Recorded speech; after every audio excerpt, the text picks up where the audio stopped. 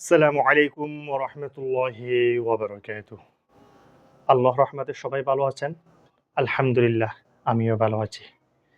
আমরা বিভিন্ন শব্দের মধ্যে হরকত এবং তানবিন দিয়ে বানান এবং উচ্চারণ করতেছি। বিসমিল্লাহির রহমানির রহিম।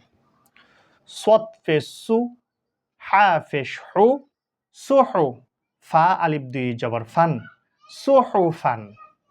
ওয়াও জবর ওয়া, সিন জবর সাহ, ওয়াসা। ত আলিফ দুই জবর তন, ওয়াসা তন। ত জবর ত, বা জবর বা, তবা। কব দুই জের কিন, তবা কিন। ত জবর ত, বা জবর বা, তবা। কফ আলিফ দুই জবর কন, তবা কন। ত ফেশ তু, ওয়াও দুই জবর ওয়ান, তুওয়ান। আইন জবর আ, বা জবর বা, আবা। সিন জবর সা, আবাসা। এখানে যে ইয়াটা দিয়েছি এটা কিন্তু লিখতে লিখে যাবে, কিন্তু পড়তে পড়ে যাবে না।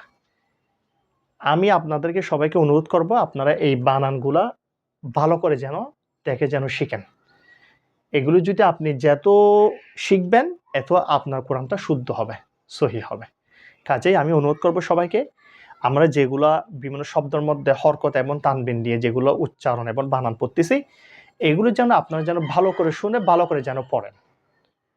আপনারা যারা আমার এই চ্যানেলটি দেখবেন অবশ্যই কিন্তু সাবস্ক্রাইব করবেন, লাইক দিবেন, কমেন্ট করবেন এবং নিজে দেখে আরেকজনকে দেখার সুযোগ করে দিবেন শেয়ারের মাধ্যমে।